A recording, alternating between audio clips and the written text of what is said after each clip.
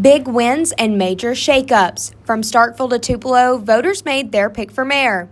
We've got the results, the reactions, and what comes next. Severe storms ripped through North Mississippi, leaving damage and injuries behind. Tonight, we're tracking the aftermath and what's next for recovery.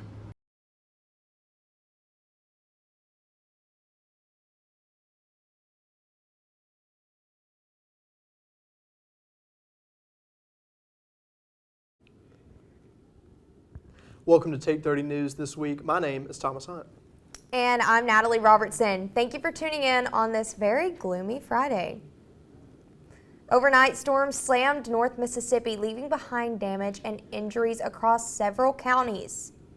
Governor Tate Reeves says at least 6 people were hurt, 3 in Tupelo County, 2 in Tate County, and 1 in Marshall County. So far, no deaths have been reported, but officials say the storm damaged at least 60 homes statewide. Marshall County took the hardest hit with 40 homes damaged, followed by 16 in Tate County, 3 in Tupelo, and 1 in Bolivar County.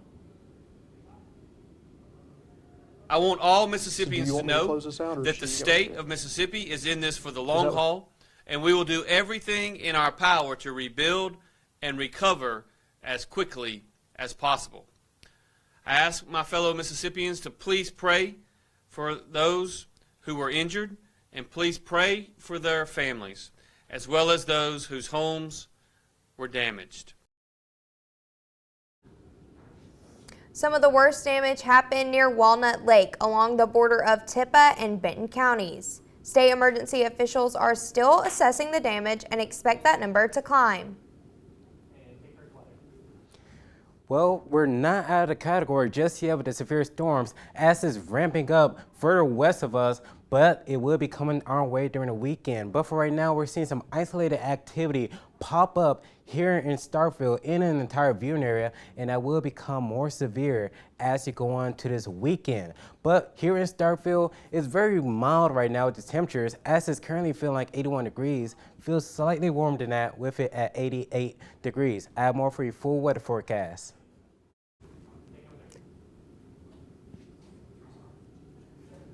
The third time may be the charm for Starkville Mayor Lynn Spruill. She won Tuesday's Democratic primary outright. Spruill won with 1,422 votes in a 3-person race. Charles Yarbrough came in second with 1,252 votes, and Brenna Betts finished with 118.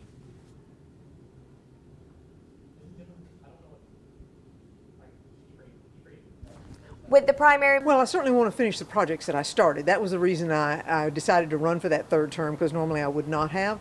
But there are projects I want to complete, and those are things that are very beneficial to our community and to our people. And there are some others that I think maybe we'll be able to manage to get to in the 4 years that I'll have available to me. And so I'm really very excited about new opportunities as well. Primary behind her, Spruill now turns her attention to Republican challenger Roger Bassett in June's general election. Spruill says she's grateful for the support and hopes to continue the work she started if elected to a third term.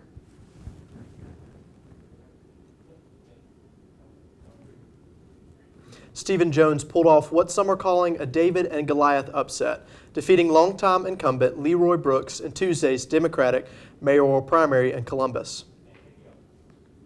Brooks, a political fixture in Lowndes County for decades, took the loss in stride, calling it a low turnout and saying the people made their choice. Jones says the victory reflects a desire for younger leadership, and he plans to unite the community moving forward.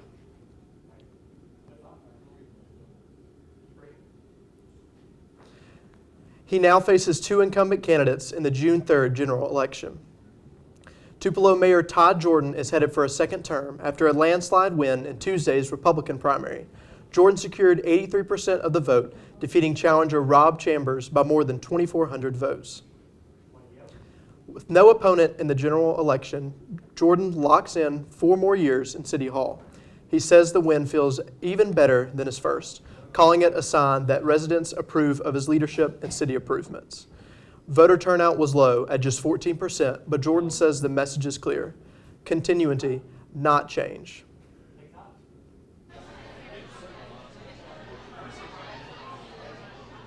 going to be no disruption. We're going to, administrative-wise, we just keep going the way we're doing. We've got a lot of projects going, and, tonight the people spoke, and it's really exciting and our honor to know that bigger percentage of people like what we're doing and voted me back in. Mississippi lawmakers have left the Capitol without passing a state budget. Both the House and Senate adjourned, but key negotiations are still on the table. Lieutenant Governor Delbert Hosemann says federal budget uncertainty is playing a big role, and Senate Democrats agree waiting may give lawmakers a clearer picture. Mississippi lawmakers have left the Capitol without passing a state budget. Both the House and Senate adjourned, but key negotiations are still on the table. Lieutenant Governor Delbert Hosemann says federal budget uncertainty is playing a big role, and state Democrats agree waiting may give lawmakers a clearer picture.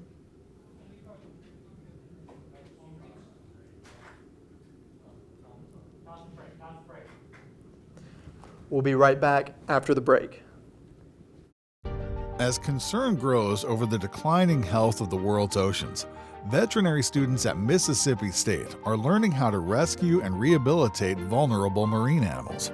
Through a unique partnership between the College of Veterinary Medicine and the Institute of Marine Mammal Studies in Gulfport, Mississippi, students are experiencing the chance of a lifetime. Real-time research of this fragile ecosystem prepares students for a future in providing care for sick and stranded dolphins, turtles, sea lions, and other marine species. At the same time, MSU's advanced diagnostic technology is helping innovate for solutions while improving treatment and outcomes.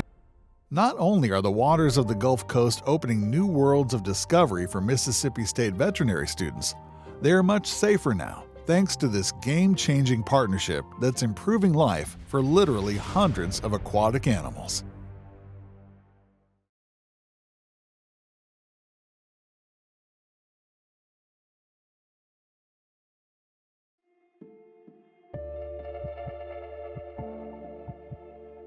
Discovery. It tells our history and determines our future. At Mississippi State University, we're digging deep, unlocking an understanding of our past, validating it. Middle East exploration by faculty and students is uncovering evidence that unravels ancient mysteries. Scholars have long thought of the biblical kings David and Solomon as mythological figures. Our research offers evidence that supports their existence, boosting MSU into an international league of experts on archaeology. Now we're changing the way people think about the past, opening up new possibilities of understanding for future generations. Digging deeper, learning more.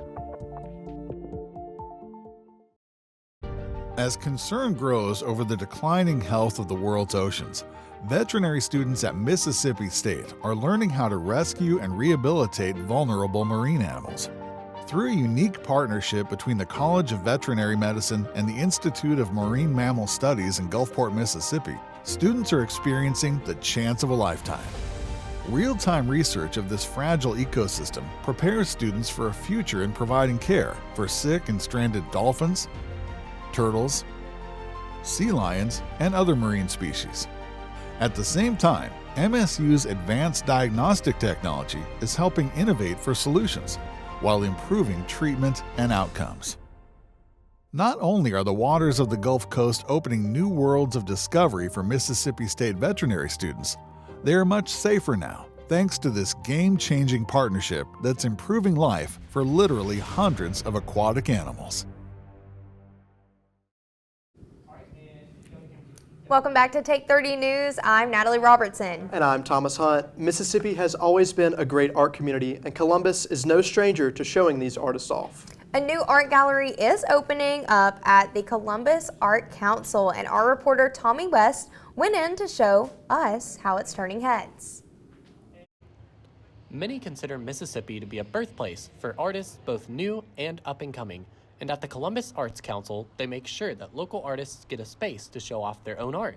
This month, they're host to Joe Wren, who uses his upbringing in Tillatoba, Mississippi as the focus of his work. Well, my art is about life, about history, where I come from, how the world come through years and years, how things done changed. Now, my focal art about the old past, but what's done destroyed now, but young generation don't know how it's come from. The day started with a panel featuring Carrie White and Wayne Andrews from the Mississippi Prisoners Network. And by 5:30, everyone in attendance got to enjoy a free spread of food and complimentary drinks while admiring the works of Joe Wren. And this form of creativity is a vital part of our Mississippi community. I think it's important for a community because it actually helps your brain. You don't know, especially with people with autistic that we have, that's how they pretty much communicate. Creativity also helps you relax. It also decreases stress when you're creative and you can actually put pen to paper or a paintbrush to a canvas. Here at the Columbus Arts Council, events like this are here to show that despite adversities like federal budget cuts or AI trying to take over art, people will come out from the community to support local artists like Joe Wren. Reporting for Take 30 News, I'm Tommy West.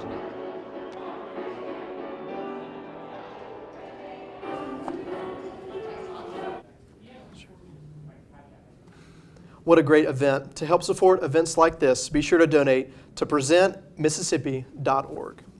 Mississippi State Student Association hosted an organization collaboration event on the second floor of the Student Union. Students from organizations all across campus, both large and small, gathered together for one reason: collaboration. Tips were given about how to collaborate well with others and also examples of how not to collaborate. There was even time given for organizations to collaborate with each other. Anna Price Maddox, the SA Director of Initiatives, hopes this event will encourage organizations to work well with each other. So we kind of came up with the idea for this event because we've been trying to foster collaboration between larger and smaller organizations across campus. It's kind of been our goal throughout the year. And so this event was kind of how to be a good collaborator and how to create a good collaborative event. Everything we've kind of done this year with building relationships between small and large organizations has been a build-up, and it's things that we're hoping to build on in the next few years. For more information, visit cowbellconnect.com. Every first Saturday of the month, Starkville Habitat for Humanity opens the door to its warehouse sale. I stopped by to see exactly how this sale helps the community. The Starkville community can always shop discounted household items at Habitat for Humanity, but the monthly warehouse sale gives shoppers the chance to grab tile, wood, tools, and other home renovation items. Both the warehouse and the restore here are they're fundraising vehicles. So the items that, and I guess this is maybe another myth, is that we take donated items and use them in the houses that we build. We don't do that. We take the donations and sell them, and that's how we get the money to buy building materials. And we have completed 75 houses in Oktibbeha County since 1986, and we're working on 2 more that we should have finished by this summer. It's all happening right here in Starkville, Mississippi, and the monthly warehouse sale is just one way Habitat for Humanity is raising money to build homes just like these for underprivileged families. The warehouse sale is about more than fundraising, though. It's a chance to raise awareness for volunteer opportunities within the organization. The primary benefit I get out of this is hope, because I meet so many students who, quite frankly, are oppressive. Of course, I understand I get the better students who are the ones willing to come out and volunteer, but nevertheless, and that's led to several lifetime friendships. This Saturday, you might leave the Habitat for Humanity warehouse sale with more than a power tool. You might leave with hope. Stay with us here on Take 30 News. We'll be right back after the break. Imagining the built environment of tomorrow is a collaborative dream at the College of Architecture, Art, and Design at Mississippi State University. Learning is experienced in a studio environment that brings architecture, interior design, and building construction students together to solve 21st century challenges. One of only 2 such programs in the country, MSU's curriculum creates a 360-degree approach and opportunity for learning how to work together in the real world, and encourages creativity and cooperation for resolving tomorrow's issues, such as housing for continued population growth, work and life environments for expanding urban lifestyles, and accommodating industrial and technology shifts. Working together gives students a better understanding of the intersection of design and construction and allows for the kind of creative thinking and practical application that leads to a better future for all. Well, here in Starkville, it's currently still feeling warm outside, with it feeling like in the low 80s. Feels slightly warmer than that, with it feeling like 88 degrees outside. The wind is making it very hot too as well, adding to that humidity, with it coming from the south-southeast at 7 miles per hour. But for our highs today, we're going to be warming up just a little bit more than that across the entire viewing area. 86 is expected in Starkville, 85 in Ackerman, and 86 in Winona. And today, it's just going to be mostly cloudy for our sky conditions. Wind will be coming from the south-southeast at 10 to 15 miles per hour. Could potentially gusts higher than that as the cold front continue on to propagate towards us. But going into evening hours, we're not going to be cooling off too significantly, because at 6 p.m. we're still going to be in the low 80s during that time. And because of that cloud coverage, we're not going to be cooling off as we should be, because at 10 p.m. we're still going to be in the high 70s. And for tonight, we're going to be in the lows all across our viewing area, with 70s to be expected. 71 is expected in Starkville for us, 70 in Coffeyville, and 71 in Calhoun City. And for tonight, we're going to be getting that cloud coverage coming back into our forecast, as that wind will continue on to be gusting at south-southeast at 10 to 15 miles per hour.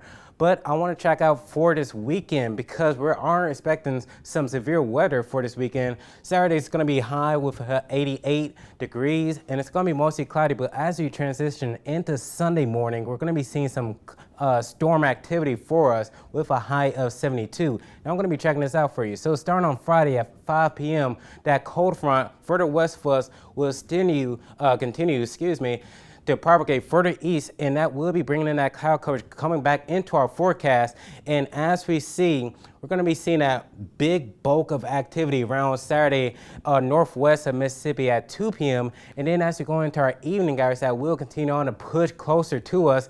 And really about Sunday at 5 a.m. is when we're expecting that most severe weather to take place for Starkville, and that will be continuing on to propagate further east going into Alabama by Sunday at 1 p.m. For our rain chance going into for this, we do have an enhanced risk with that for the northwest portion of Starkville region, but for us, we're going to be in a slight category. But for your 7-day forecast, we really just want to make sure that we stay aware of what's going on for Sunday, as that will be a chance for severe weather. That does for your weather.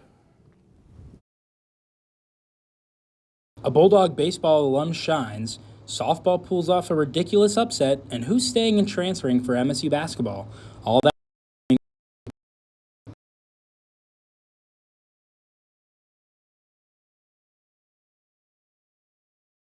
At Mississippi State University, student-led teams are taking one of the country's biggest health issues to heart. Out to unravel one of science's unsolved mysteries, researchers in MSU's Department of Agriculture and Biological Engineering are asking why and when healthy cells in human arteries can begin changing into bone-like structures that hamper blood flow. This calcification contributes to strokes and heart attacks, two leading causes of death in Mississippi. As part of their groundbreaking research, students are designing a 3D model that allows them to understand how arteries act within the body and what changes them. By recreating what is happening at the cellular level, researchers are pursuing ways to stop and reverse the process of calcification. Testing treatments could lead to new solutions, helping reduce the number of people struggling with the effects of poor heart health, and ultimately saving lives. Mississippi State University, getting to the heart of better health for Mississippians. Welcome back, Bulldog sports fans. I'm Gavin Zawada here with your weekly Mississippi State Sports Roundup. A historic win for Mississippi State softball this past Friday as the Bulldogs took down top-ranked Texas with a dramatic 4-3 walk-off victory. Our Chloe Carter has the full story.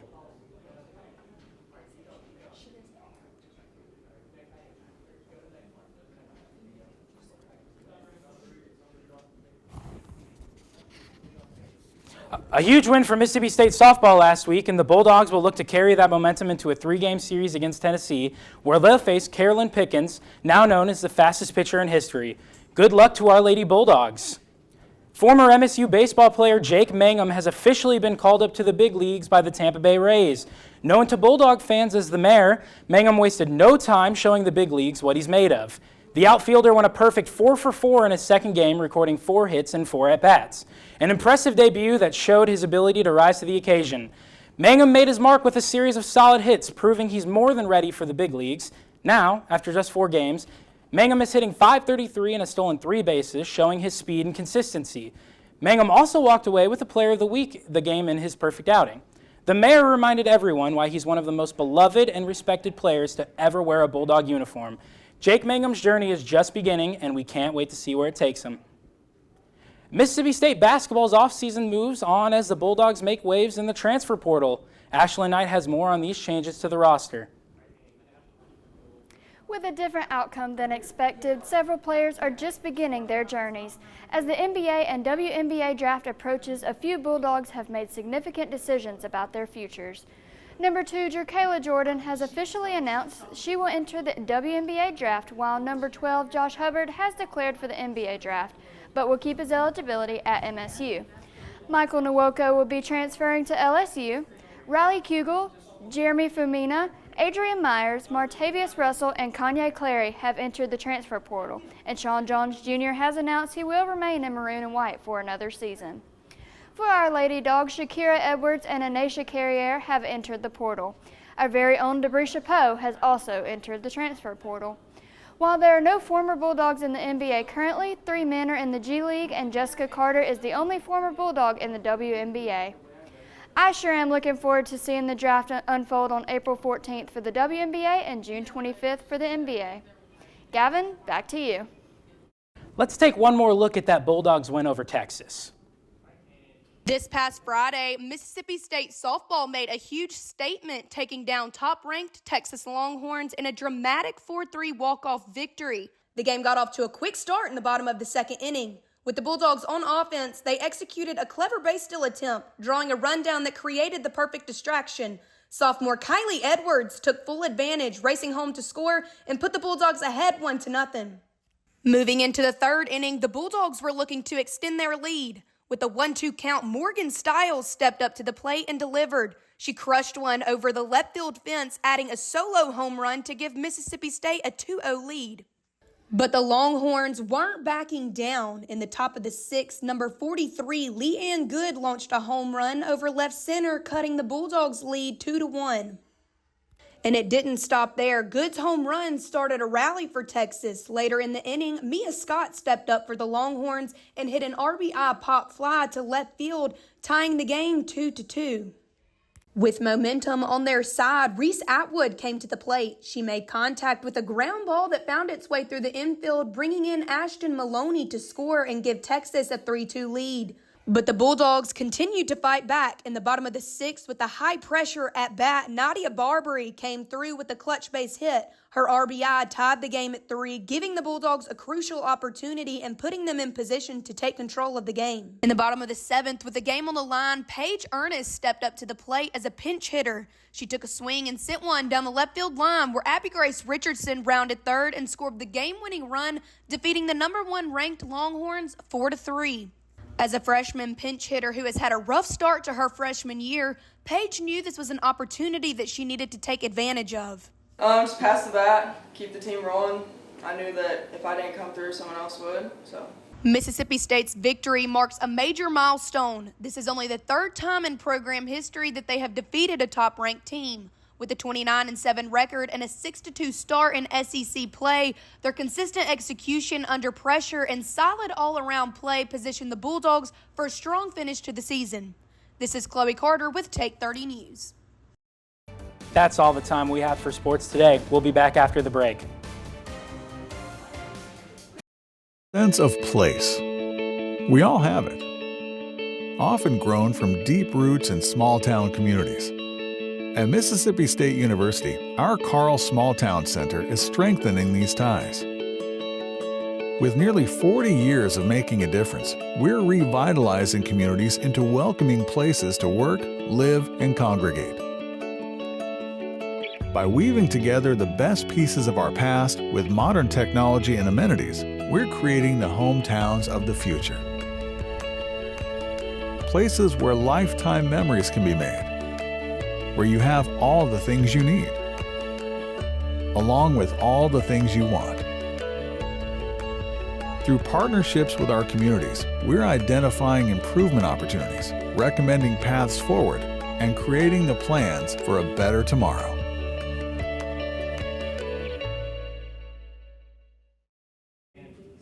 Welcome back to Take 30 News. I'm Thomas Hunt. And I am Natalie Robertson. Thank you guys for staying with us. In preparation for one of the most vibrant cultural events on campus, the AAPI Association gathered to create handmade decorations that reflect their heritage and style. With the International Fiesta right around the corner, the AAPI Association gathered for a craft night to bring their booth to life. Students designed banners and made colorful posters while bonding over art and culture.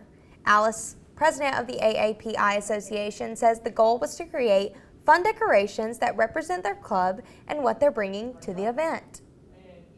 Our club is going to be selling bobas and different teas, and so we wanted to make a bunch of different decorations for our booth. So that's what we're doing tonight. We're just making those decorations, posters, and different things like that. Let's talk about the Final Four. The International Fiesta will take place April 12th from 11 a.m. to 3 p.m. on the drill field, featuring food, performances, and cultural experiences from around the world. Make sure to check it out. Make sure to follow us on social media on Twitter, Instagram, and Facebook at Take 30 News MSU. That's all the time we have for y'all today. Thank you so much for joining us. We hope to see you all next week. Hail State.